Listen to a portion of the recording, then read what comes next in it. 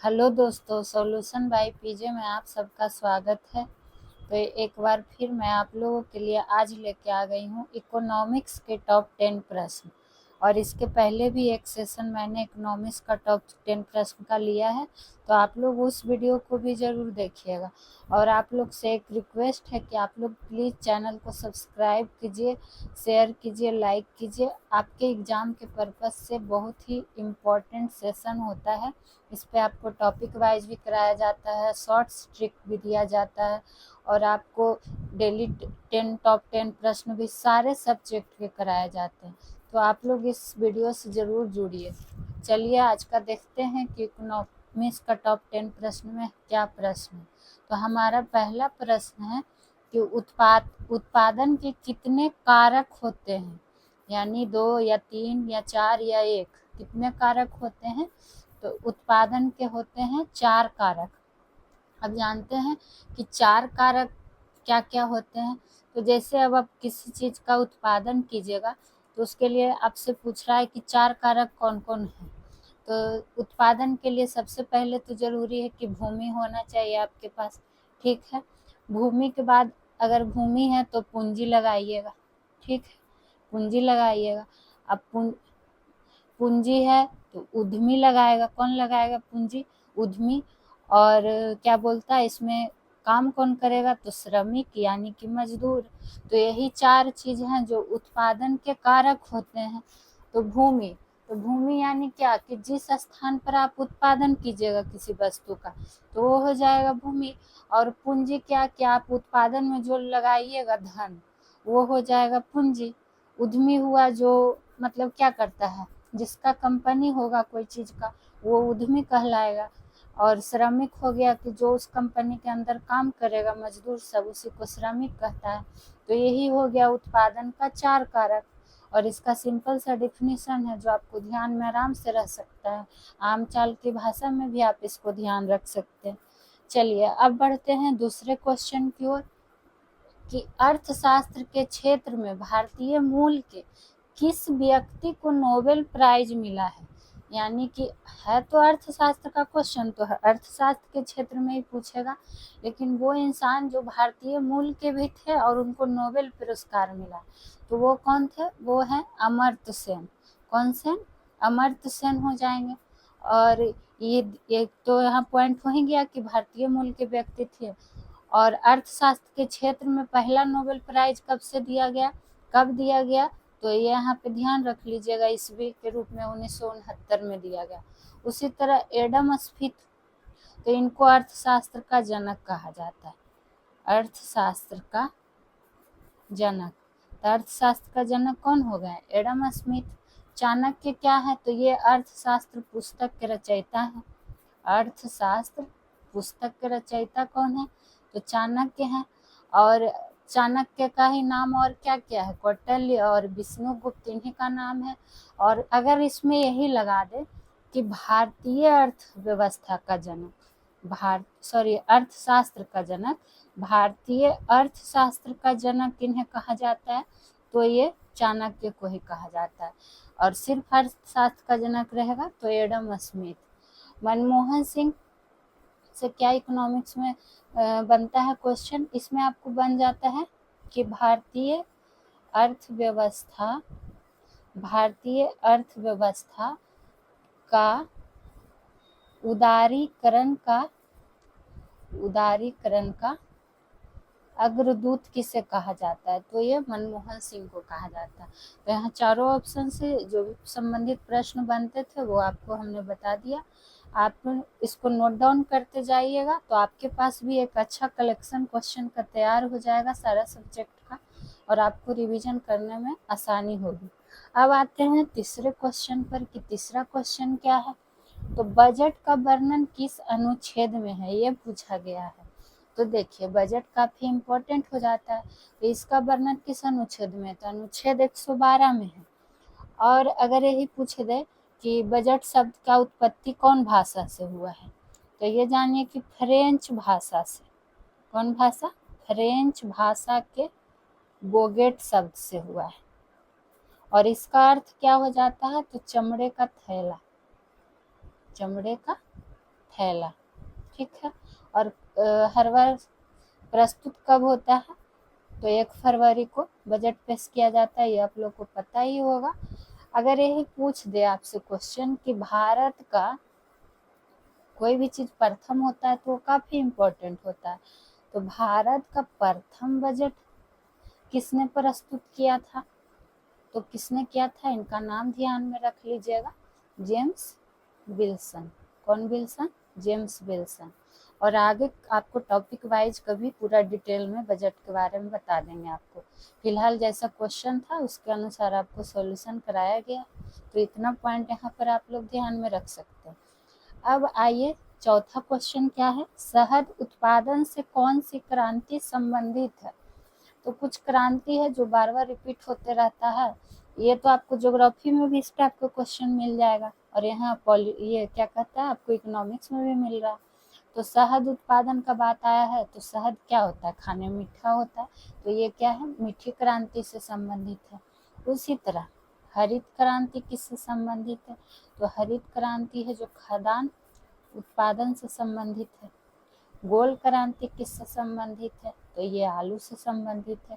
नीली क्रांति किससे संबंधित है? तो ये मछली उत्पादन से। और आपको बहुत सारा क्रांति हम पहले के सेशन में भी बता चुके हैं, ज्योग्राफी में भी। तो आपसे यहाँ पर एक प्रश्न है कि आपको बताना है कि हरित क्रांति के जनक कौन, इन्हें कहा जा रहा है? हरित क्रांति के जनक किसे कहा जाता है? आप लोग कमेंट सेक्शन में इसका जवाब दीजिएगा, ये आप लोगों के लिए क्वेश्चन, ठीक है। अब आइए 5वां क्वेश्चन, भारत में कैसी अर्थव्यवस्था है? यहाँ आपसे पूछ रहा है कि भारत में कैसी अर्थव्यवस्था है। तो जानते हैं हम लोग कि भारत में मिश्रित अर्थव्यवस्था है, ठीक है। अब मिश्रित अर्थव्यवस्था क्या हो गया?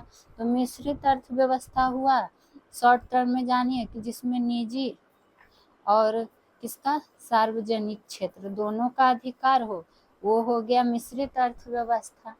यानी कि जैसे उत्पादन का जो 4 कारक हुआ, पूंजी, श्रमिक, भूमि, उद्यमी, वो चारों कारकों पर जिस पर निजी सार्वजनिक दोनों का अधिकार हो, कैसी अर्थव्यवस्था हो जाती है? वो मिश्रित अर्थव्यवस्था हो जाती है। जैसे हमारा भारत में क्या है? तो मिश्रित अर्थव्यवस्था है। पाकिस्तान में भी मिश्रित अर्थव्यवस्था है। श्रीलंका में भी क्या है? मिश्रित अर्थव्यवस्था है। तो ये सब ध्यान रखना। बात करते हैं कि समाजवादी अर्थव्यवस्था क्या है? तो जिसमें कि सिर्फ सरकार का अधिकार हो, जिसमें सिर्फ सरकार का अधिकार हो, तो वो हो जाता है क्या? समाजवादी अर्थव्यवस्था। और इसमें एग्जाम्पल के रूप में कौन सा देश को ले सकते हैं? तो उत्तरी कोरिया, उत्तरी कोरिया हो गया, ये ध्यान में रख सकते हैं। जैसे पूंजीवादी एक होता है, तो पूंजीवादी में मतलब पूंजीवादी अर्थव्यवस्था क्या है? तो इस पर है कि जिस पर निजी व्यक्ति का अधिकार हो, यानी कि निजी क्षेत्र का सिर्फ अधिकार हो, निजी क्षेत्र का अधिकार हो। इसमें कौन सा देश आ जाएगा?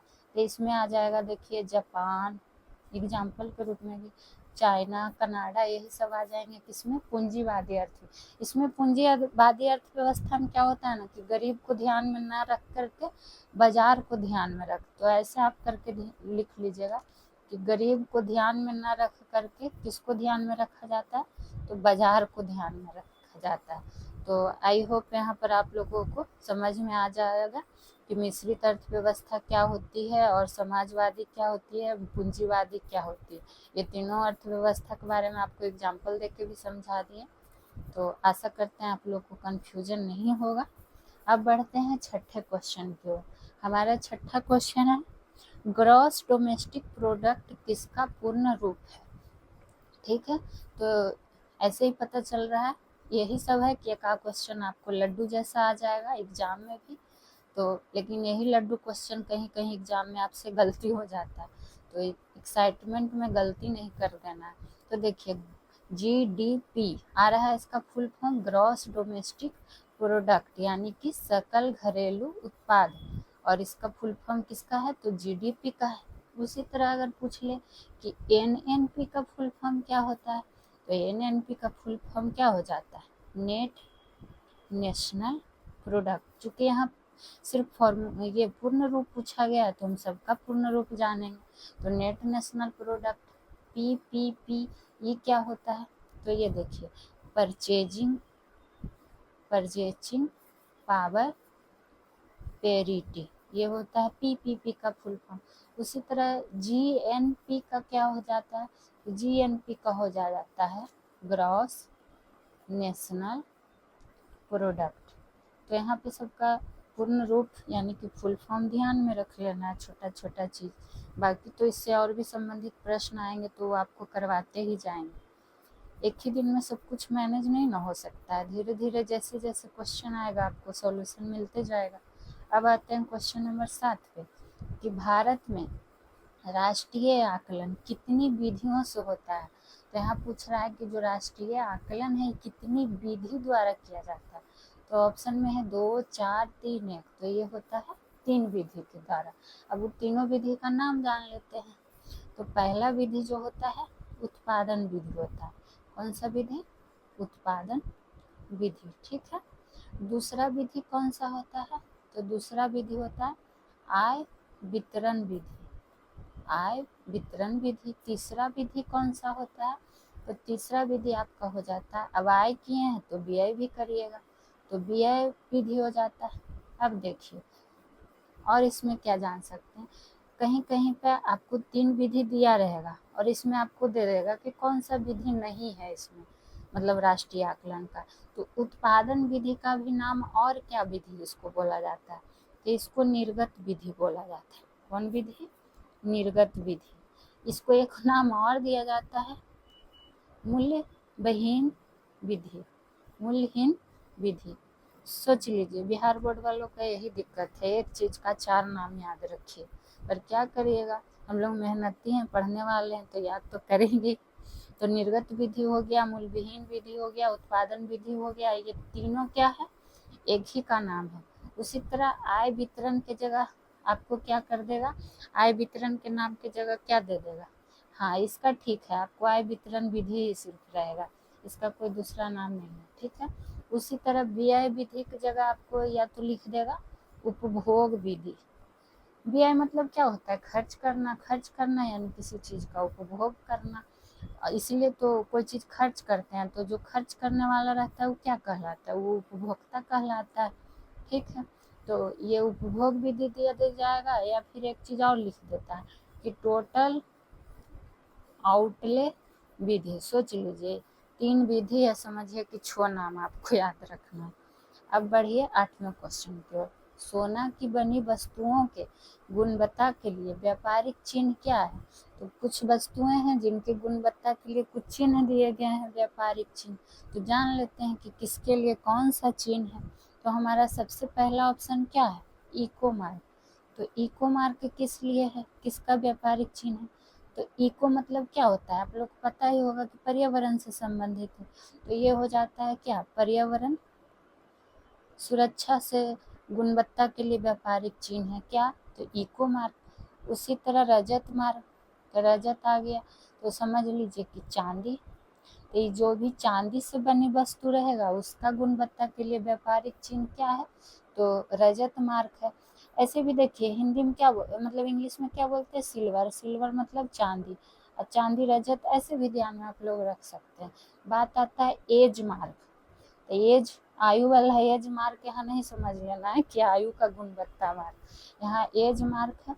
तो इसका मतलब क्या हो जाता है? ये एज मार्क हो जाता है कि कृषि से संबंधित, कृषि से संबंधित पदार्थ का गुणवत्ता के लिए कौन सा चिन्ह? तो एज मार्क। अब बच गया कौन सा? हॉल मार्क, यही हो जाता है। ये तो आप लोग को पता होगा कि सोना के वस्तु खरीदते हैं भाई तो हॉल मार्क चिन्ह जरूर चेक कर लें कि है कि नहीं। उसी तरह इको मार्क किसका था? रजत मार्क किसका? एज मार्क किसका? ये भी आप लोग जान गए। तो अब आइंदा से सोना के साथ चांदी को भी याद रखिएगा, इको को भी याद रखिएगा, कृषि से संबंधित चीज को भी याद रखिएगा। अब आते हैं क्वेश्चन नंबर 9 की ओर। क्या है 9 में? तो बैंकिंग सुधार से कौन से समिति संबंधित है? तो यहाँ बैंकिंग सुधार से पूछा गया है, तो इसका आंसर जानने से पहले जानते हैं कि सरकारिया समिति किससे संबंधित है? तो ये है केंद्र राज्य संबंध से। ये तो आप लोग को पॉलिटी में पढ़ने का भी है ही। तो यहाँ इकोनॉमिक्स में क्वेश्चन है कि केंद्र राज्य संबंध से कौन सी समिति संबंधित है, तो सरकारिया समाज। उसी तरह महाजन समिति किससे है, तो चीनी उद्योग से। किससे, चीनी उद्योग से। राजा चलैया समिति किससे है, तो ये है आपका कर सुधार से। कर सुधार से संबंधित है कौन सी समिति, तो राजा चलैया समिति। और बैंकिंग सुधार की बात आ गई तो नरसिम्हन समिति, जो कि बहुत बार एग्जाम में पूछा गया है, इसलिए स्टार मार्क्स इसको कर देते हैं। अब पहले भी आपको हम कुछ कुछ समिति बताए हैं, तो आप लोग को धीरे धीरे सब याद होते जाएगा। और प्लीज़ इस चैनल से ज़रूर जुड़िए, आप लोग से काइंडली रिक्वेस्ट है, आप लोग को अच्छा कंटेंट मिलेगा। फ्री में इतना अच्छा कंटेंट आपको जब मिल रहा है तो आप लोग को बस सब्सक्राइब ही तो करना है, इसलिए ज़रूर जुड़िए। अब आते हैं आज का हमारा अंतिम प्रश्न, और 10वां प्रश्न क्या है, तो भारत में सबसे बड़ा नोट कितने रुपये तक का छापा जा सकता है। ठीक है, सबसे बड़ा नोट, और कहाँ का पूछ रहा है, तो भारत में। तो ये छापा जा सकता है कितने तक का, तो 10,000 रुपये तक का। उसी तरह अगर आपसे पूछ दे कि भारत में